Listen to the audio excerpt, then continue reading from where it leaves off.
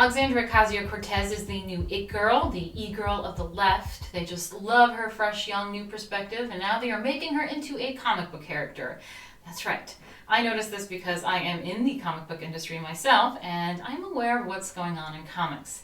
Something I'd like to reiterate is that one of the industries that we are kicking the left's butt in is, ironically, the arts, and in the comic book industry specifically.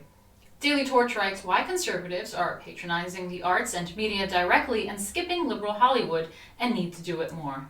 Comicsgate is like Gamergate, but in the comics industry. Marvel and DC have been pandering to the left in their comics, and most fans are not happy about this. And it shows. You know what they say, get woke, go broke. Yep.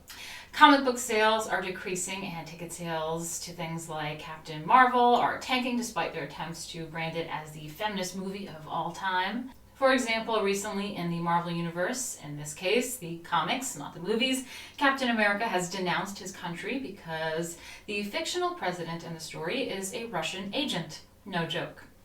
Other examples include the feminization of several once male characters, even though there's been a long line of compelling, strong female hero and villain characters for decades, and alternatively, there could be new characters. But instead you get female Thor, female Spider-Man, female Iron Man, or in movies and television, female Ghostbusters, female Doctor Who, and so forth. The latest Star Wars movie, The Last Jedi, was rejected by a large segment of fans who felt it was similarly too driven by gender politics.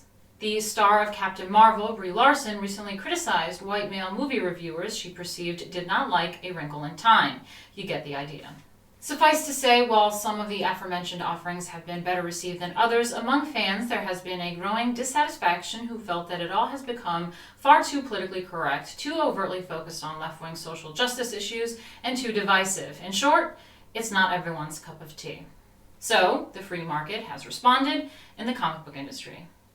The article goes on to show how independent creators have gone rogue and are hugely successful on their own, raising cumulatively over $2 million, which goes head-to-head with DC and Marvel.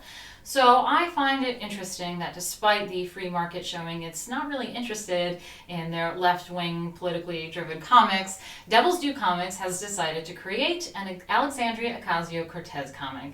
Devil's Due Comics announced on Friday that it has assembled a team of artists to create what it calls the mother of all one-off commemorative comics, Alexandria Ocasio-Cortez and the Freshman Force, issue number 1, New Party, Who Dis? The comic book is titled after a fiery response the freshman congresswoman directed towards former Senator Joe Lieberman in January after he said he hopes she is not the future of the Democratic Party. As you can see, she is the hip young darling of the left, and it seems they are pushing the strategy now, perhaps since going with the old white male thing or the older lady with lots of baggage didn't work in 2016. They are training this young lady to run for presidency as soon as she is of age, and it seems to be working. In the press release, publisher Josh Blaylock says that the Alexandria Ocasio-Cortez cartoon character would engage in a series of superheroic mini-adventures taking on the GOP establishment from within.